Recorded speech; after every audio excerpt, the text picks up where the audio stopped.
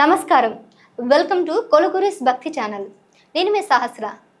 మనం ఏదో ఒక సందర్భంలో గాయత్రి మంత్రాన్ని వింటూనే ఉంటాం. అయితే దీనికి అర్థం ఏంటి, ఈ మంత్రం చదివితే ఏమవుతుంది అనేది మాత్రం చాలా మందికి తెలియదు. ఈ మంత్రాన్ని జపించడం వల్ల కలిగే శక్తి తెలిస్తే చాలా మందికి ఆశ్చర్యం వేస్తుంది. ఎన్నో సమస్యలకి పరిష్కారాలని ఈ మంత్రం చూపిస్తుందంటే అస్సలు నమ్మరు. కానీ ఈ వీడియో చూస్తే మాత్రం మీరు గాయత్రి మంత్రం ఖచ్చితంగా ప్రతిరోజు జపిస్తారు. ఇంకెందుకు ఆలస్యం, చూసేద్దాం. గాయత్రిని మించిన మంత్రం సృష్టిలో మరొకటి లేదు అని సనాతన ధర్మం నమ్ముతుంది. మనిషి మనుగడని శాసించే గొప్ప మంత్రం గాయత్రి మంత్రం. ఈ మంత్రంలో ఏదో తెలియని శక్తి ఉంటుంది. గాయత్రి మంత్రంలోని ప్రతి ఒక్క బీజాక్షరం మహిమాన్వితమైంది. ఈ మంత్రాన్ని జపిస్తే సకల దేవతలను ఆరాధించినట్టే అని ఋగ్వేదంలో చెప్పబడింది. ఈ మంత్రం గాయత్రీదేవికి అంకితం ఇచ్చారు. గాయత్రీదేవి వేదాలకు తల్లిగా భావిస్తారు. అందుకే ప్రతిరోజు ఉదయాన్నే చాలామంది ప్రజలు గాయత్రి మంత్రాన్ని స్వచ్ఛమైన మనసుతో పఠించాలి అని శాస్త్రాల్లో కూడా చెప్పబడింది. గాయత్రి మంత్రం అనేది చాలా పవర్ఫుల్ మంత్రం. యజ్ఞం చేసినప్పుడు ఎంతటి పుణ్యమైతే వస్తుందో ఇది పఠిస్తే అంతటి పుణ్యం వస్తుందని పండితులు చెప్తుంటారు. ఈ మంత్రాన్ని వినేటప్పుడు కానీ చదివేటప్పుడు కానీ మనకి తెలియకుండానే మన ఒళ్ళు జలధరిస్తుంది. మీరు ఎప్పుడైనా గాయత్రి మంత్రాన్ని ఏకాగ్రతతో చదివి చూడండి, మన శరీరం జల్లుమంటుంది. ఏదో తెలియని శక్తి మనలో ప్రవేశిస్తుందా అన్నట్లుగా ఉంటుంది. నమ్మకం కలగట్లేదా? అయితే ఇప్పుడు ఒక్కసారి నాతో పాటు మీరు కూడా ట్రై చేయండి. ఓం భూర్భువస్సువః తత్సవితుర్వరేణ్యం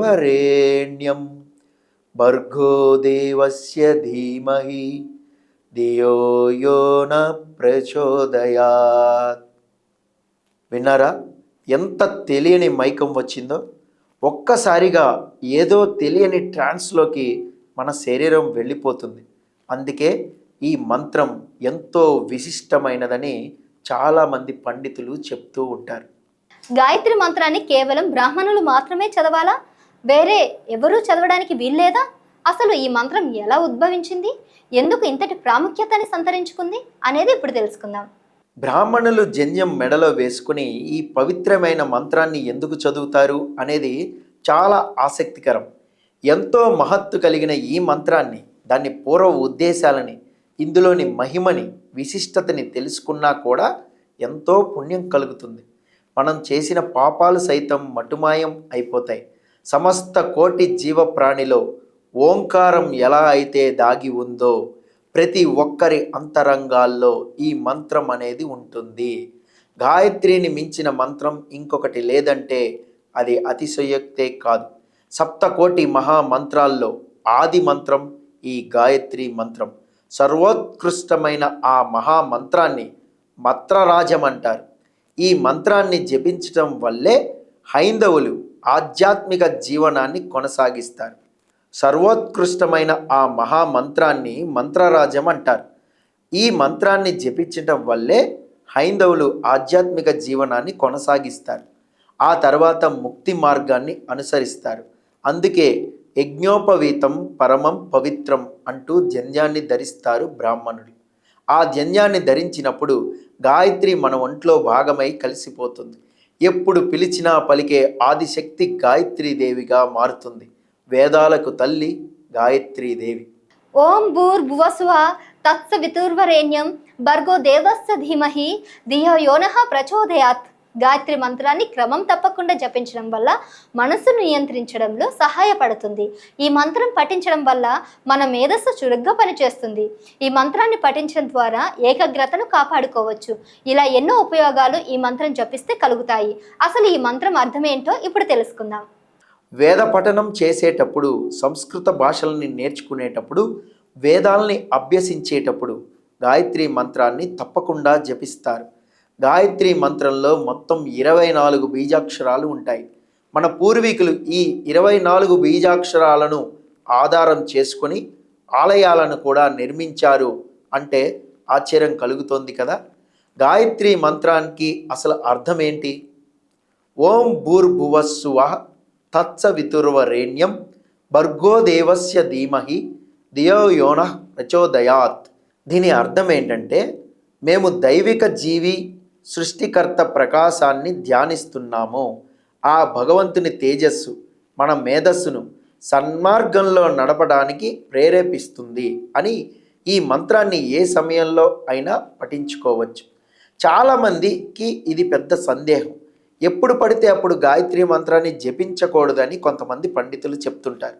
అయితే ఈ మంత్రానికి ఉన్న ప్రభావం వల్ల ఏ సమయంలో జపించినా మనకు మంచి జరుగుతుంది అని కొంతమంది వాదన. ఈ మంత్రోచ్చరణ వల్ల ఎన్నో లాభాలు ఉన్నాయి. సనాతన హిందూ ధర్మాన్ని సూచించే అద్భుతమైన మంత్రం ఈ గాయత్రి మంత్రం. ప్రతిరోజు గాయత్రి మంత్రాన్ని పఠించటం వల్ల జీవితంలో సంతోషం, గెలుపు సులభంగా దక్కుతాయని చాలామంది నమ్ముతారు. గాయత్రి మంత్రాన్ని క్రమం తప్పకుండా జపించటం వల్ల మనసు నియంత్రణలో ఉంటుంది. ఆ మంత్రం పఠించడం వల్ల మన మేధస్సు చురుగ్గా పనిచేస్తుంది. ఈ మంత్రాన్ని పఠించడం ద్వారా ఏకాగ్రత సైతం పెరుగుతుంది. అందులోనూ పిల్లల్లో అయితే అది చాలా స్పష్టంగా కనిపిస్తుంది.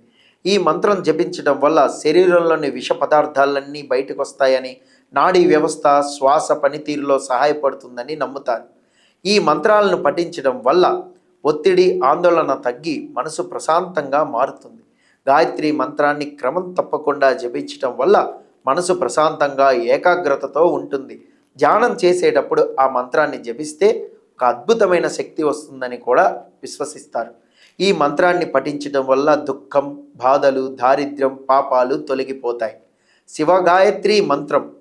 గాయత్రి మంత్రాలని నూతన దంపతులు సంతానం కోసం కూడా పఠిస్తారు. మనం చేసే పనిలో విజయం సాధించడం కోసం, పనిలో పురోగతి తదితర వాటి కోసం గాయత్రి మంత్రాన్ని జపిస్తారు. పూర్వీకుల దోషం, కాలసర్ప దోషం, రాహుకేతు, శని దోషాల నుంచి ఉపశమనం కోసం కూడా శివగాయత్రి మంత్రాన్ని పఠిస్తారు. ప్రతిరోజు గాయత్రి మంత్రాన్ని పఠించడం వల్ల పేదరికం తగ్గిపోతుంది. అంతేకాదు ఆర్థిక ప్రయోజనాల ద్వారా మీ ఆదాయం పెరగడం ప్రారంభం అవుతుంది. ప్రతిరోజు గాయత్రి మంత్రాన్ని పఠించడం వల్ల వ్యాపారులకు, ఉద్యోగులకు ఎన్నో ప్రయోజనాలు కలుగుతాయి. మీకు వివాహ సంబంధిత సమస్యలు ఎదురైతే ఈ మంత్రాన్ని జపిస్తే శుభం కలుగుతుందని చెప్తారు. అంతేకాదు ఈ మంత్రాన్ని జపంలా 108 సార్లు పఠిస్తే ఉత్తమమైన ఫలితాలు ఉంటాయని పండితుల భావన. అందుకే ఈ మంత్రాన్ని ఉపనయనం చేసేటప్పుడు శాస్త్రోక్తంగా చెవిలో చెప్తారు. మరో ఆసక్తికరమైన అంశంతో మళ్ళీ కలుద్దాం. నమస్తే.